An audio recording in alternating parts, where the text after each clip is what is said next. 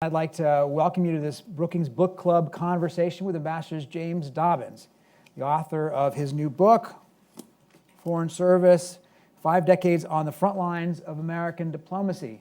You can find bookstores everywhere, but conveniently right out there in the lobby. For those of you who haven't bought it, go ahead and get a few extras. It's great beach reading. Bring it to, get extra copies for your spouses, your cousins, your friends, and particularly anybody who's interested in public affairs, international affairs, because this is an important book. It's a good book to read. Anybody who has experience in this will recognize a lot of lessons in it. Those of us who are younger or new at this, I say us, I don't really think I can't qualify anymore, will learn a lot as they get started. I couldn't be more delighted to be part of this conversation, because if you're going to invent a public servant from scratch, James Dobbins is one of the guys you would find there. It would look an awful lot like him. He's given his country and his world a lifetime of hard work and dedication and wisdom, and this book encapsulates it. Just a couple introductory things about him for those of you who don't know him personally. I suspect almost everybody here does. Jim Dobbins is the Zelig of international diplomacy. We were just talking about that earlier. I'm stealing the line, but it's true. If there was a crisis or a big time global conclave anywhere in the last 40 or 50 years, you could be pretty much sure that Jim Dobbins was there, working the problem. He was there at the Gulf of Tonkin, not his fault. He was in Paris for the Vietnam peace talks. He was in Rambouillet for the birth of what we call the G7 today.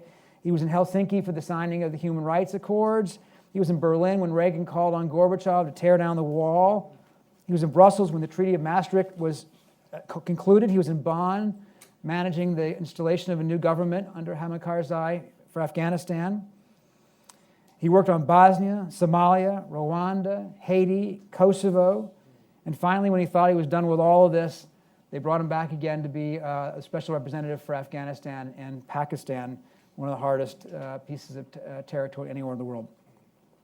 So in this rather remarkable time of turbulent international relations, I can't think of anyone better to hear from today than Ambassador Jim Dobbins. Thanks very much for doing this. Appreciate it. Thank you, Peter.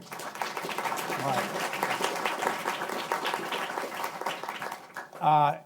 Tell us, to start with, tell us how you ended up choosing diplomacy as a career. Well, when I was 10 years old, my family moved to the Philippines. My father was a junior civil servant, not working for the State Department, but for another agency. In fact, not the agency, but the Veterans Administration. The Philippines was part of the United States, an American colony during World War II, and so all the Filipinos who fought in the war were American veterans. And so the VA had its biggest office in the world in Manila, not in New York or Chicago. And so we took a train across the United States and a 3-week boat trip across the Pacific. And back in these times, travel was so unusual and so rare that government employees all traveled first class. It wasn't a commodity. It was something very rare. And so, and then we got there and the dollar was strong, and this was sort of post-colonial life. And so we had a swimming pool and a tennis court and 5 servants. And this seemed like, this was a life that I was prepared to sustain. And so when we then moved to Washington, and I found there was a foreign service school at Georgetown, and that seemed like a career worth pursuing. Now, I never did get the swimming pool or 5 servants again, but that was the origin. But you went from there into the military at first. Right. What was that like? And is there is there a benefit to having served in one and then serving in the other? Yeah, I mean, back then the draft was in force, and everybody leaving college, not everybody, but most people assumed they would go into the military. And I went to OCS, Officer Candidate School in the Navy, and then spent 3.5 years in the Navy on an aircraft carrier in the Pacific. And I think there's 2 benefits. I mean, one benefit is the obvious one of just having that experience and then bringing it to any number of subsequent diplomatic crises and endeavors where civil and military cooperation was important, where understanding the military was, as a diplomat, was important, and working with them. I also learned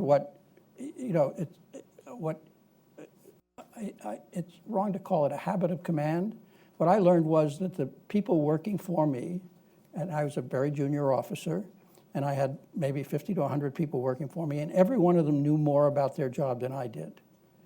And every one of them was willing to do what I asked them to do, provided I respected their expertise, consulted them where necessary, and gave them orders that were sensible. And I discovered that as I eventually gained more authority and more experience, that if you treat people that way, you will get good performance. And so I think that was an important experience. You mentioned that as a way of how to deal with people. I noticed in the book there's a variety of sort of hints about how to make Washington work for you, and I jotted a few of them down under what I wrote down was the Dobbins rules, and I found a few of them. I wonder if you could talk about it. Some others I noticed. These are small things, but anybody who works in Washington understands that one of the most important jobs you have early on can be a note taker in an important meeting. And you wrote that as a note taker, don't record what's actually said, but what your boss's boss would have want your boss to have said, which I thought was a smart point. You wrote, when traveling with your boss on business, never check your bag, especially when your boss doesn't check his bag. And always accept diplomatic invitations, even if you don't go, because they'll notice if you decline, but they might not notice that you weren't there because they don't know what you look like. I love these. These are great. These are great rules. Tell us a little bit about that. What are some tricks to being a successful diplomat? What are tricks to being a successful public servant in Washington? Well, I think, partly there's a degree of luck involved, being in the right place at the right time, and being noticed. And you can, if you have bad luck, you're a terrific person in a two-man post where the only person who notices you is your boss, who's almost as junior as you are. I was fortunately assigned to Paris as my first assignment, and then worked for Sergeant Shriver, who was the ambassador to Paris for a while, and then for Averell Harriman and Cyrus Vance on the Vietnam peace talks. So this was just luck. If you're lucky, you're in the right place at the right time, and then if you're good, you get noticed. And if those combinations continue for a while, you have opportunities to rise. Mm-hmm. As a junior officer, you're largely an observer and a gopher and a facilitator, but you do have to, demonstrate a command of the topics. The joke about you write a memorandum of conversation so that it reads as your boss would like it to read, as your boss's boss would like it to read, and there the funny thing was that these were a very small secret group. It was called the Quadripartite Group, which had France, the UK, Germany, and West Germany, and the United States. And we kept it secret so that the Italians and the Canadians and everybody else didn't insist on coming to the meetings and making them less productive. And so for about 15 years, this group continued. And initially, it only had one note taker, which was me. And so, and everybody got the memorandum of conversation. So I not only had to make one person look good, I had to make all four of them look good. And at one point, the German political director who was participating said that his minister, Hans-Dietrich Genscher, always asked for these, and he very much appreciated that I'd always made him look good. But is that one of the clues, is having a room with a small number of people? Certainly for most forms of diplomacy, you need to have, a differentiated approach. You need large groups when you need a broad consensus, but you need to work toward that in smaller groups. So, one of the frustrations that this was back, Henry Kissinger in particular, when he said, if I want to talk to Europe, who do I call?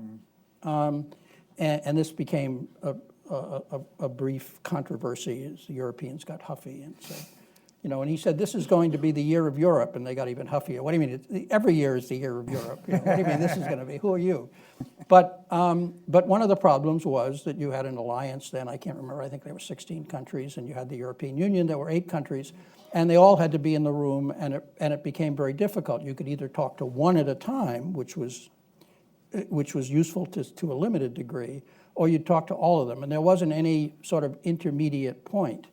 And so we created, this was back in '75, we created two forums. One was the G7, which went beyond NATO and included Japan, and Canada and Italy burst in, although they weren't initially invited. But that was, once it became public, it was hard to exclude them.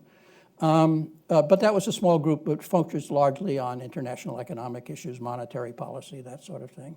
And then there was an even smaller group, which again was created essentially by Henry Kissinger and his principal European deputy, Hal Sonnenfeld, who I was working for, which was this quadripartite group. And that group continued for 15 or 20 years as a steering group for the larger alliance. And it only worked because it was done very quietly, and thus everybody else didn't get miffed and upset and complain. You mentioned Henry Kissinger, you mentioned Sergeant Shriver. You also worked over the years with James Baker and Colin Powell and Condoleezza Rice and Bob Zoellick. And I think 10 presidents you said overall, is that right? And 13 secretaries of state, Madeleine Albright I mentioned. Tell us about, give us some sense of them. Who ranks high? Who ranks low? What made the successful presidents and secretaries successful? What made the ones who weren't successful unsuccessful? Well, in part, it's opportunity. So, I mean, James Baker was probably the most consequential of them because he had the opportunity. Gorbachev, the German unification, the collapse of the Soviet Union, the end of the Cold War. Now, lots of people had worked on that, including George Shultz and Ronald Reagan, but it all came together, and so that was an opportunity. Now, Baker was an extraordinarily competent Secretary of State, but he might have also been one not nearly as consequential in a different period. I mean, the book contains, small character portraits of the ones that I got to know. I didn't get to know all 10 presidents. In fact, unfortunately, the day I was sworn in as an officer in the Navy, John Kennedy was assassinated. So our association was very brief. But as I progressed, I had more of an opportunity to size up many of these individuals, and I think Kissinger, of course, was and remains a fascinating character. He was a bit of a monster in terms of working for him. He flew into rages, was very difficult with his staff, could be very funny and very indiscreet. One of the reasons that he limited access was because he kept saying things which, if they became public, would have been very controversial. And so there was a logic to his keeping keeping access limited. And in fact, when I worked for him, he was both National Security Advisor and Secretary of State at the same time. So we had two forms of stationery in the office. We had White House stationery and we had State Department stationery, and we would send memos on one or the other depending on where we wanted them to deliver. So one of the issues we were working with was the strategic arms talks, the first round with the Soviet Union. And so state and defense were always at loggerheads about whether to make a concession and what concessions to make. And so we were in this odd situation in which we would write the State Department position because Sonnenfeld, who I was working for, was his principal advisor on these issues. And then we'd get a defense counter proposal, and then we'd do the cover memo to the president from the National Security Advisor, adjudicating between the two departments and advising the president as to which of these to choose. Position. Yeah, the State Department position is great. You ought to think about that, right?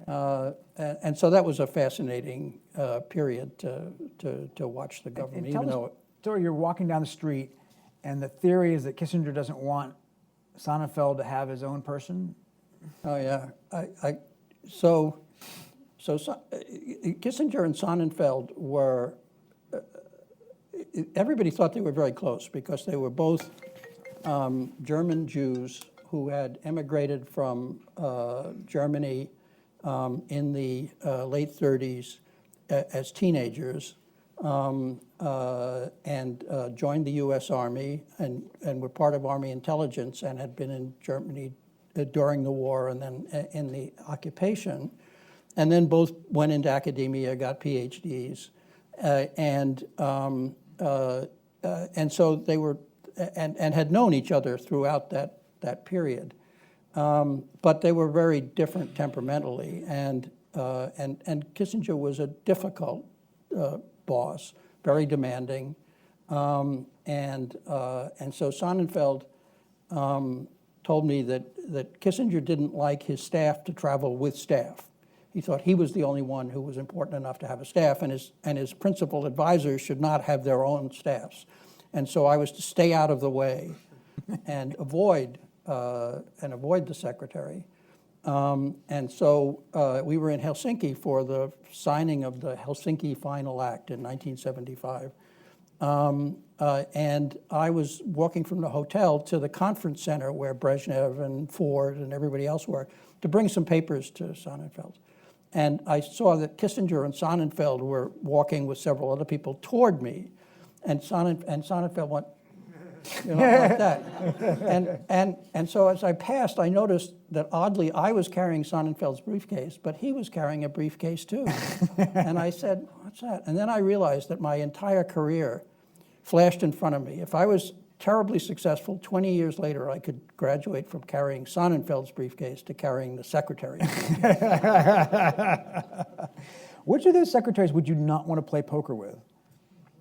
Probably Schultz. Schultz? I mean, I think Schultz had, kept his cards most closely to the chest. Mm-hmm. Impressive, impassive, Buddha-like, many people said. Took a slight pleasure in discomforting briefers when they didn't know their stuff. It was painful. So I mean, I think he'd be the one I'd be most cautious about. Most recently, you didn't work really, you said very closely with Hillary Clinton, but you had some opportunity to work with John Kerry in your most recent position. What was he like as a negotiator?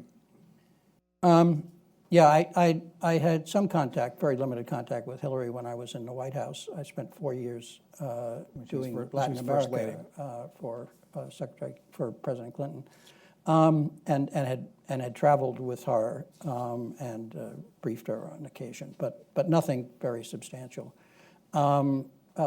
Kerry, I had known as a senator and testified in front of him several times. But was completely surprised when he called. I'd been out of the State Department at 11 years at that point, and he called one morning and asked me to come back to do the Afghan-Pakistan job.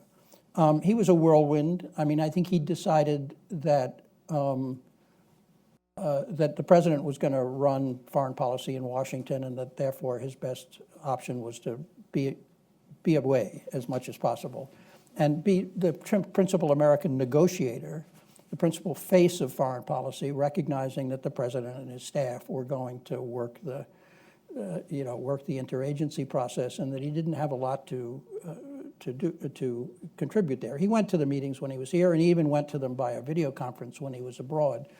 But I found with Secretary Kerry that whenever I needed anything to do with any of the countries I was working for, he was always available. He was very busy. He knew the brief better than I did. I mean, he'd known all these people for years as the chairman of the Foreign Affairs Committee and then as secretary, and so it was hard to brief him because he was impatient. He already knew most of what I was trying to tell him. But he was always available to make a phone call or even make a trip. If I said, you've got to go to Pakistan, you've got to go to Afghanistan, he would drop what he was doing and do it. It was one of the 4 or 5 things that was the top of his to-do list, was the Afghan-Pakistan thing. We never really had detailed, substantive conversations about where we were going, partially because he'd already been on the trail for a long time when he called me, and because he knew where he was going. And it was interesting that over the year and a half that I was in government, Hillary Clinton called several times, I think 3 different occasions, for lengthy hour-long conversations, just asking me what was going on. You know, she had created the position for Dick Holbrooke, and and had invested a lot of time in it herself. And so she was interested in what was going on, was willing to give advice, was very witty and amusing and interesting to talk to. And so in many ways, I had the conversations with her that I would have liked to have had with John Kerry. Now, you write pretty, I would say, as a career public servant, I think it's not clear from the book whether you would be a Democrat or Republican. And I'm struck when you describe the presidents you worked with there that you have pretty measured analysis of each of them, their strengths and their weaknesses without tipping your hand. But of these presidents, which one do you think was the most suited to national security, to foreign policy, and why was that? Well, I think George H.W. Bush was certainly by far the best prepared. He'd been director of the CIA, he'd been ambassador to China, he'd been vice president for 8 years, he'd been a member of Congress, and he was a war hero. This was a resume that nobody else matched during this period, and I think he brought those talents to the presidency, and the results are manifest. So I think he's the one I admire most. Now again, it's partially a question of opportunity. He had the greatest opportunities, but he maximized those opportunities very successfully. And also it was, the longer a party is in power, by generally, the more competent, the more professional, the more settled the administration becomes. So second terms of two-term presidents are always better than the first term. And Bush was the third term in effect.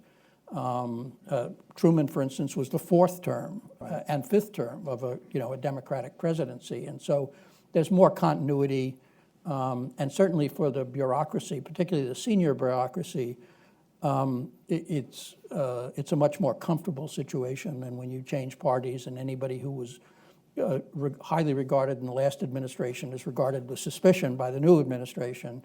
And you go through a period during which you have to rebuild trust. Bill Clinton was, by far the most easygoing and pleasant person to work for. I had more contact with him because I was a White House staffer, and although he could be short-tempered with his immediate staff, for the rest of us, he treated us as if we were major donors and he was going to run for a third term.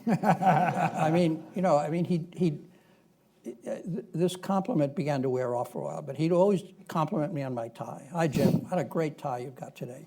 Then, of course, I overheard him telling somebody who had an absolutely awful tie what a great tie they had. And I realized that maybe his taste in ties wasn't that great, but still, I appreciated the gesture.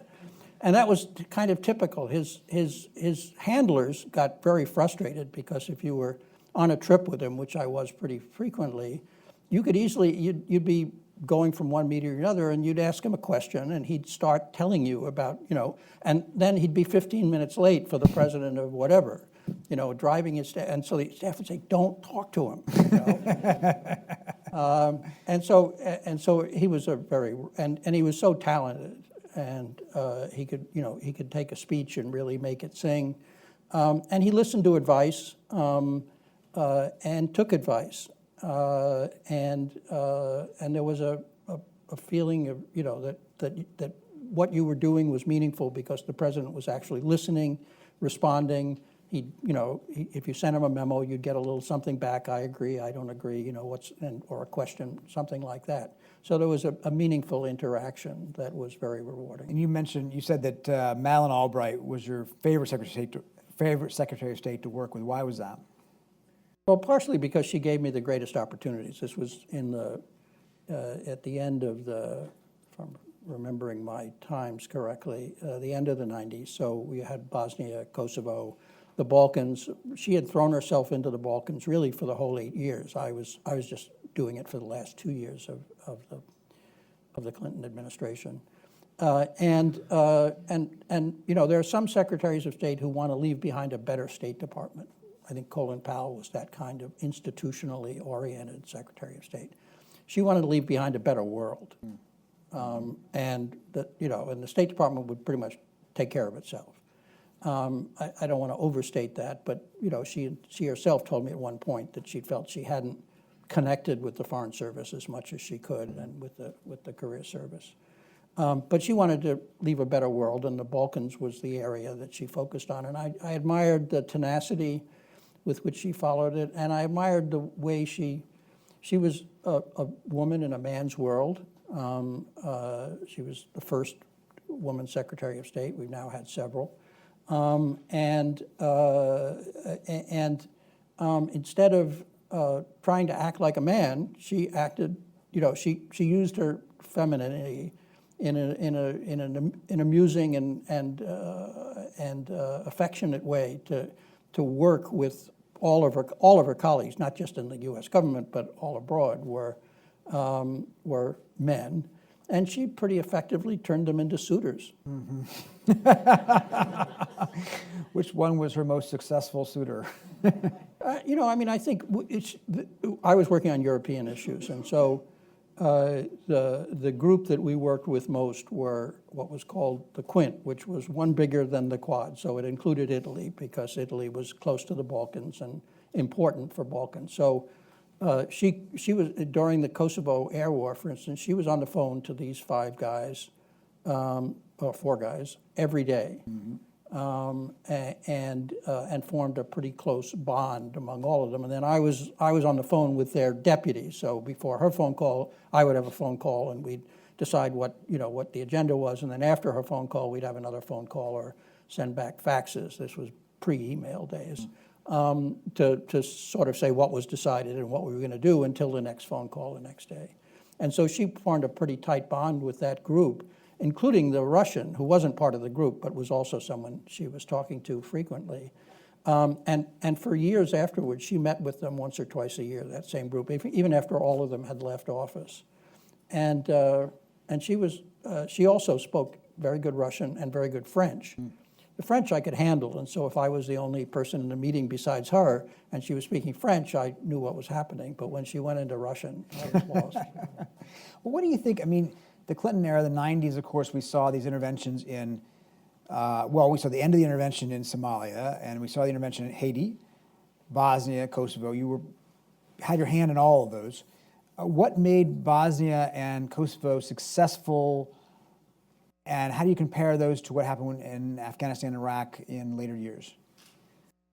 Well, this is a big subject. I've written several books on this, actually, but so forgive me if I go on a bit. But first of all, administrations get better as they go along, and inexperienced presidents, particularly that are new to the office and are surrounded by people in the office, tend to make big mistakes. So you have Kennedy's Bay of Pigs. You've got Johnson's reinforcement of Vietnam after the Gulf of Tonkin incident. You've got and of course, you've got the worst of all. You've got Clinton in Somalia, and then you have the worst of all, which is Bush's invasion of Iraq. And by the time you get to the second term, they've learned a lot. They're a lot better, and that's true for all of them. With the end of the Cold War, nation building, peacekeeping, post-conflict reconstruction became a growth industry. There were a lot of civil wars around the world. In the early 90s, you had something like 40 different civil wars going on around the world, many of which had been fueled by the U.S.-Soviet competition. And when the Soviet Union went away and Moscow became more cooperative, a lot of these wars could be wrapped up and peacekeeping missions could be deployed. But this was a new process. It was something we hadn't done before. We, the U.S. government, we, the United Nations, we, NATO, we, various organizations. And there was a lot of, and the mechanisms to do it were untried. When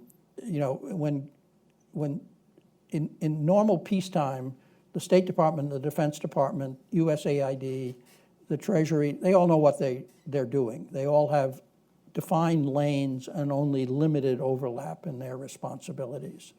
And that's true in wartime. In an actual full-time war, that's also true.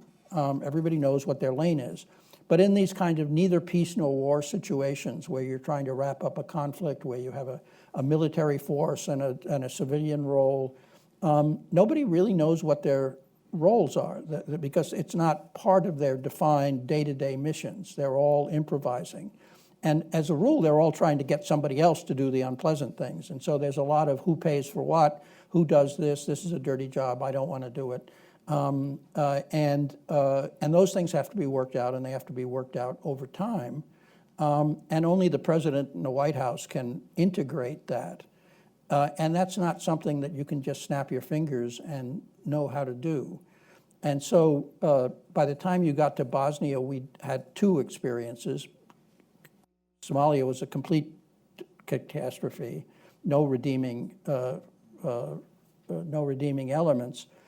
Haiti went a bit better, but in the long term wasn't very productive. But at least it showed more attention to the mechanics of deploying a force and establishing a secure environment. And so by the time you got to Bosnia and Kosovo, the various agencies of the U.S. government were more used to working with each other. And by the time you got to Kosovo, which was the last of them, the international, the UN, the NATO, the UNHCR, the humanitarian, the OECD, they all had roles.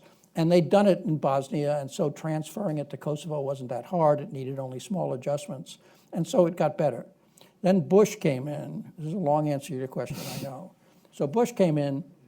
The Republicans had been in opposition throughout the 90s. The job of the opposition is to oppose, and they had opposed Clinton pretty comprehensively, including on the whole spectrum of nation building. So nation building was a failed concept. It was a waste of time and money, and none of the missions were successful in their view, even the ones that were successful. And so they came in. If you remember the 4.5 hours of televised debate between Al Gore and George W. Bush, the only foreign and security policy that came up in 4.5 hours of debate was nation building. I think what a happy time that was, when there was nothing else in the world that was worth discussing in a televised debate between two presidential candidates. And George Bush said we weren't going to do it anymore. And, Condoleezza Rice wrote a long article in Foreign Affairs about how foolish and, how the 101st Airborne shouldn't be escorting children to school. And so they came into office predisposed against doing it. Then, Bush, having promised not to do nation building, invaded 3 new countries in his first 3 years in office. So in 2001, we invaded Afghanistan. In 2003, we invaded Iraq. And in 2004, we invaded Haiti. Now, we turned Haiti over to the UN within a few weeks. So it was only really Afghanistan and Iraq that were ongoing responsibilities. But so suddenly he was faced with the need to do a mission that he had said we weren't going to do. And so the determination was they were going to do it completely differently. They weren't going to adopt any of the mechanisms, any of the modalities, any of the lessons that the Clinton administration had learned through trial and error over 8 years. And so Don Rumsfeld explained in an op-ed and in speeches that by flooding Bosnia and Kosovo with international manpower and economic assistance, we'd turn these 2 countries into permanent wards of the international community. And we were going to avoid doing that in Afghanistan and Iraq by absolutely minimizing the commitments of manpower and money. And this would make them self-sustaining much more quickly. He was effectively transposing the 90s debate over welfare reform in this country to the international realm. And it couldn't have been a more inapt analogy. The idea that you reinforce only under failure, that you make an initial commitment and then you increase it only when the initial commitment is shown to be inadequate, turned out to be a vastly more expensive way of dealing with these post-conflict situations, because it provides a vacuum of power during which opposition has a chance to organize, to arm, to intimidate the population, and to turn into a violent resistance movement. And we allowed that to happen both in Afghanistan and Iraq because of this no nation building minimalist approach. If we'd applied the level of commitment in Iraq in 2003 that we applied in 2008, we would have had better results. And if we'd done something similar, if we'd applied the level in Afghanistan in 2001 and 2 that we applied in 2010 under Obama, again, we would have had better results. Let me ask you, we're going to open up for questions in a few minutes. Russia is a huge issue for us today, and it would be, I think, even if Hillary Clinton or Jeb Bush or somebody else was president. It's especially so because of this president. Looking back to the end of the Cold War and the collapse of the Soviet Union, you advocated a Marshall Plan, and you were skeptical of NATO expansion. Tell us what you think would be, if your views had been the prevailing ones at that time, would we be in the same position today with Russia as that we are? Yeah, I'm not sure how realistic my views were. I mean, at the time, my calculation, this is back just after the collapse of the Soviet Union, and there were some preliminary discussions, even, this was in the Bush administration, not even Clinton, about, whether the countries of the former Warsaw Pact should be brought into NATO. And, my view was that the only country in Europe, and indeed the world, that was a serious threat to the United States was Russia. Had been the Soviet Union, was Russia. They had the same, they retained the nuclear armament. They were the only country that could do serious damage to the United States. And so why would you want to construct a system that was likely to marginalize and antagonize the only country that could be a threat to the United States, which clearly didn't want to be a threat to the United States? It was throwing its arms around the United States. It was, a very positive era. And so my view was, Sweden, Austria, Finland, the neutral countries of Europe had gotten through the Cold War fine.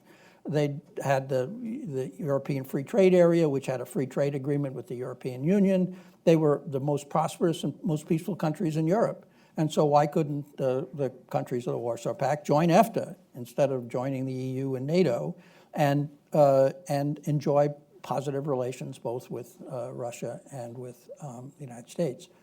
I didn't think of it at the time, but my argument was somewhat analogous to the one that Sonnenfeld had made, which actually created a big scandal and almost ended his career when he espoused a similar view back this was under Brezhnev's Soviet Union, and so it was even more unpalatable at that time. On the other hand, I mean, the countervailing arguments and forces were that these countries desperately wanted the security and the support that joining the West brought. They didn't want to be anchored to Russia, even a democratic Russia. They'd had enough, and if they weren't provided the safe harbor that NATO and the European Union provided, if they didn't have that safe harbor, they were going to become unstable and go back to the kind of Balkan-esque conflicts that had led to the First World War, and which we did see when Yugoslavia broke up and into feuding states. And so I opposed the initial enlargement. Not that my opposition meant anything, because I'd left Washington and was an ambassador to what became the European Union, and so I wasn't part of that debate. But when the second enlargement occurred, which included the Balkan countries, I had concluded that this was going to be necessary to stabilize that region, that we weren't going to be able to garrison Kosovo and Bosnia forever, and that this was probably going to be necessary. Unfortunately, I think, the price of bringing in the countries that were in conflict and giving them a safe harbor was that you had to get the Baltic states in too. And I think that was a bridge too far. They're essentially undefensible, and because they weren't part of the Warsaw Pact.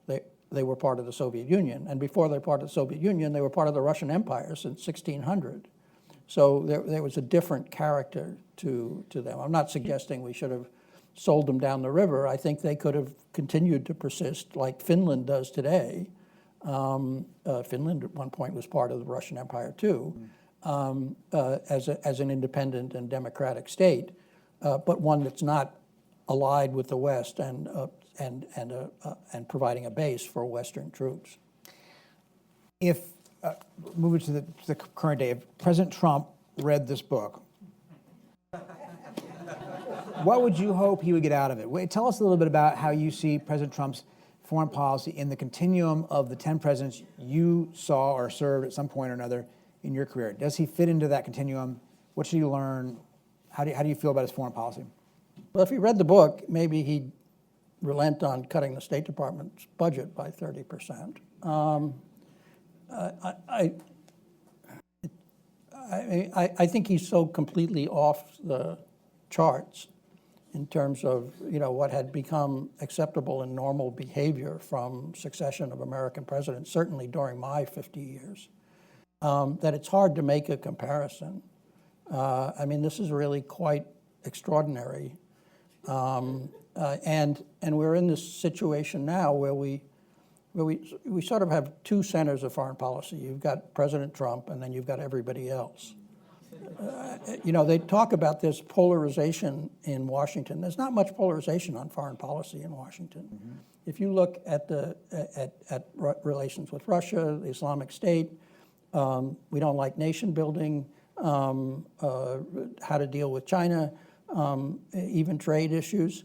There's a broad consensus, and this was most evident in the 98-2 vote on sanctions against Russia and Iran. The two people who voted against it didn't think it was tough enough. Right. Yeah.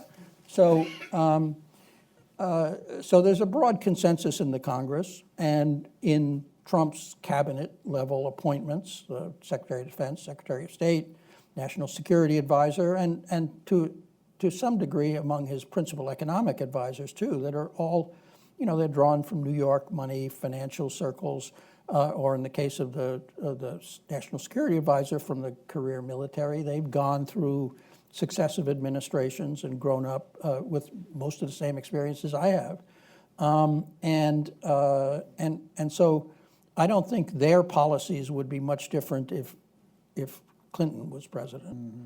Mm-hmm. And the president clearly, has a different view, but he's also rather careful on national security, does tend to listen to the advisors he's appointed, and only sort of goes off the charts occasionally. Mostly the tweets and our domestic or to some degree trade policy. But there are occasions such as the difference between the Secretary of State and the President on what to do about Qatar, for instance, where it does him. But by and large, he's approached the national security issues more cautiously than some others. Real quickly, one last question. We're going to open up. Last question. What is the best decision that President Trump has made on foreign policy, and what's the worst decision he's made on foreign policy? Oh, God. And I don't mean cutting the State Department, because we're going to count that as a budget decision.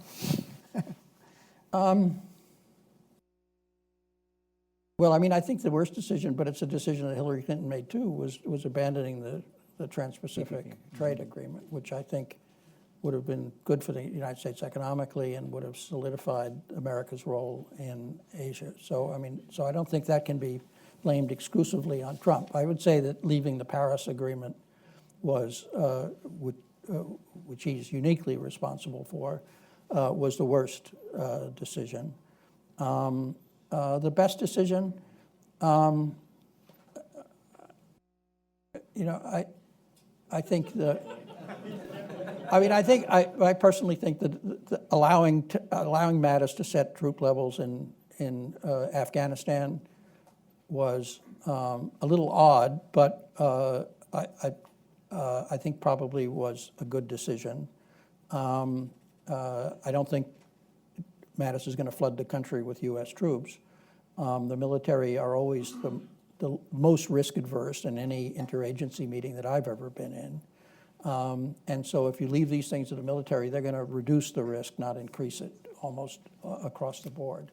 And I do think that was probably the right thing to do. My understanding is that there's still, on that issue, there's still a debate going on in the White House, and this was kind of a half a loaf. Mm-hmm. So, okay, you can have the additional troops, but we still want to debate what our broader policy is and how long we're going to stay. So this, well, you know better than I that this, you know, you have to keep posted, this may change, but. It may change by the time we're finished here on stage. And I think, I mean, and I think his decision to give China another chance to change North Korean behavior was right. And we'll see whether, you know, he's already declared that a failure, but, which I think may be a little premature. But I think that was the right thing to do too. We're going to open up some questions, please. So wait for a microphone to come to you and identify yourself. And let's keep it brief. We're going to take 3 questions in a row real quickly so that Ambassador Dobbins can then duck the ones he doesn't want to answer. I'm kidding. Right back there. I'm joking. Hi, my name is Rachel Rogers. Ambassador Dobbins, thank you so much for being here to speak, and also thank you for your decades of service to our country. My question is, you've been involved in conflict resolution and negotiation in several very different cultural contexts. Could you speak a bit to the balance between general negotiation skills versus having a really specialized knowledge of the cultures that are involved in the negotiations in Bosnia or Afghanistan, for example, and how that plays out when trying to facilitate that process? That's a great question. Can we get right here?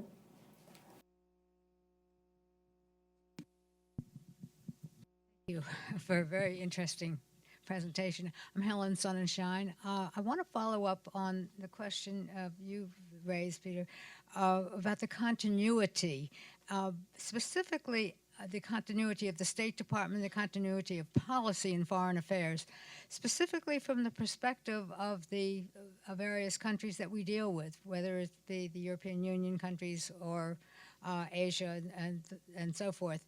Because what we're reading is the absolute bafflement of what our policies are, and therefore, how do we operate in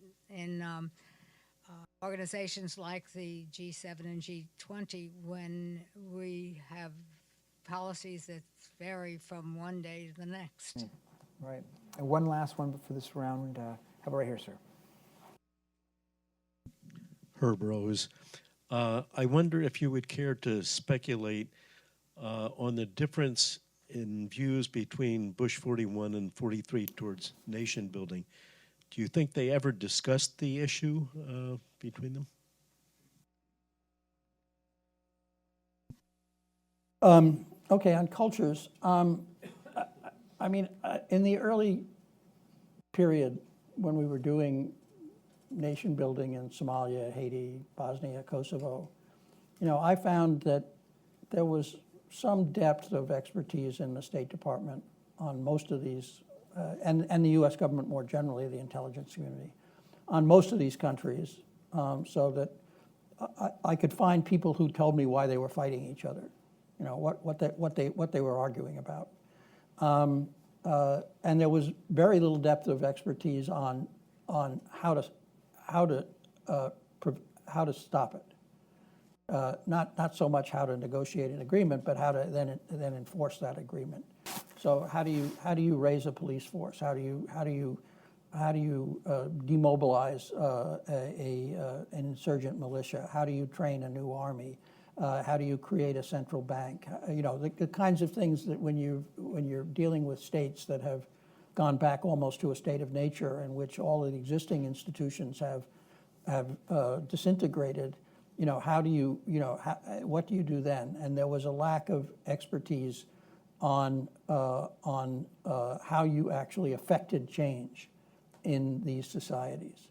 I think that's changed somewhat. I think we've now had 20 years or more of experience in dealing with these, not just the United Nations, not just the United States, but a lot of other countries as well, and a lot of international institutions like the World Bank and the United Nations are also dealing with these kinds of broken countries. And so there's more expertise than there was when I started. And I don't think that the depth of, and so I do think now at this point, probably, if you were looking at where your expertise is not adequate, it would be in the area that the questioner suggested, which is how to understand how local culture and is a factor in both why the state failed and how to fix it. On continuity, I mean, I agree with you that that foreign observers, like American observers, are puzzled and uncertain and concerned about exactly what the policy is. On the other hand, as I said, I think that the permanent institutions continue to function perhaps at a lower level. They're not turning over at maximum efficiency at the moment, but still the State Department, the Defense Department, the National Security Council staff, and the other major cabinet agencies are there. They're available. They can, to some degree, reassure people that there is a continuity at some level. But there's no doubt that that there is a degree of uncertainty. Now, I think this has occurred before. It just hasn't occurred at quite the same level. I mean, I think the biggest discontinuity I experienced was when Reagan came in after Carter, and that was largely a discontinuity because not only Ronald Reagan, but many of Ronald Reagan's advisors had never been in office before. It was a wing of the Republican Party that had not been dominant and therefore had not had a strong national security experience. And so there was a good deal of uncertainty then, at a time which in many ways was even more dangerous than it was today. It was we now know it was the beginning of the end of the Cold War, but at the time it seemed the height of the Cold War.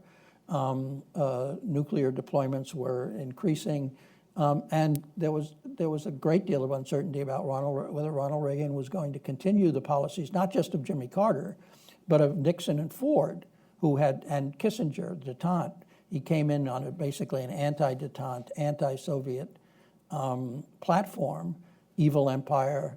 At one point, he unguardedly said, we're going to start bombing in 4 hours, which, disconcerted not only the Soviet leadership, but a number of our allies. And so there was a period there. Now, I think it's more extreme now than it was then, that uncertainty. On the other hand, the situation is not quite as dire and dangerous as it was in the waning days of the old Soviet leadership. And then, if you want to duck it, there's the Bush 41-43 question. Oh, Bush 41 has been very guarded about what he tells his son, if anything, and his son claims he never asked for advice. Right. So Bush 41 wasn't a nation builder either. In fact, there's a whole chapter in my book about my frustration with their unwillingness to engage on Yugoslavia as it was falling apart. I mean, if there was anything I would fault Bush 41 and Baker, it was we don't have a dog in this fight attitude toward the collapse of Yugoslavia. How about right here? Hey, Jim, Keith Mines. Just wondered if you could comment on what keeps you awake at night internationally right now, and what architecture you would use to manage that better, and then also what keeps you awake at night domestically. Okay. How about right here? Hi, my name is Jeremy Luna, and thank you very much. I just wanted to ask, what do you think is the future of American leadership, given our recent decisions, as you mentioned, backing out of the TPP and the Paris agreements? And what do you believe will be the context of global leadership in the next few years, given that other states such as China are doing the One Belt, One Road policy? So how do you think global leadership is going to look like in the next few years? And right here, gentlemen, the hat. Ambassador Dobbins, thank you very much for a good presentation. I worked in the State Department under Secretary Shultz. I worked for Alan Wallace, under Secretary for Economic Affairs, from 1982 to 86. I'm a World War II buff, and I liked your impression, your statement, a bridge too far on the Baltic states. Why are you so skeptical of the NATO expansion? The Baltic states were independent, Soviet occupied, German occupied, and now independent. And the Russians are a great danger to us. So I'd be interested in your comments. Okay. So keep me awake, Korea. I think that's the most dangerous flashpoint. Now, the world's unpredictable, and nobody would have thought we were going to have a war in Afghanistan until on September 10th, right? Something else might occur, but I would worry most about Korea. It has nuclear weapons, and it's developing ICBMs. It's soon going to be able to strike the United States. The Trump administration has said it will take military action to prevent that if necessary. I think there's pretty general agreement that military action against North Korea would, at best, only involve several million South Koreans getting killed, and could be worse than that. So, I think that's the flashpoint that worries me most. I'm not sure I can answer the domestic, what worries me most about the domestic thing. I think, my concern is, do we come out of the other side of this administration with our system continuing to operate effectively? And so far, I think it is operating effectively, even under extraordinary circumstances. And the question is, can that be sustained for 4 or 8 years? On global leadership, I think it's a little early to tell. Trump is not the first president who wanted to back off and adopt a more conservative, a more limited American foreign policy. So in the 70s, just as Nixon early 70s, just as Nixon was beginning to withdraw troops from Vietnam, he declared what he called the Nixon Doctrine. And the Nixon Doctrine said that we were going to look to our allies to provide the troops for their own protection. It wasn't quite a withdrawal of American security guarantees, but it was close to that. Jimmy Carter came into office with a very pacifist, limited set of very much like Obama, reacting negatively to the Vietnam conflict and never again kind of thing. And again, Obama came in to office promising to end the wars in Iraq and ultimately in Afghanistan and withdraw from the Middle East and Europe, and pivot to Asia, which was the most peaceful area in the world. Now, none of that worked out. And when, for instance, when the Soviet Union invaded Afghanistan, Carter supported the Mujahideen in Afghanistan, and he declared the Carter Doctrine, which was that any threat to the stability and security of any Persian Gulf country was an attack on America, and we would respond militarily. A very broad reversal of his general tendency. And Obama, after all, didn't pivot to Asia.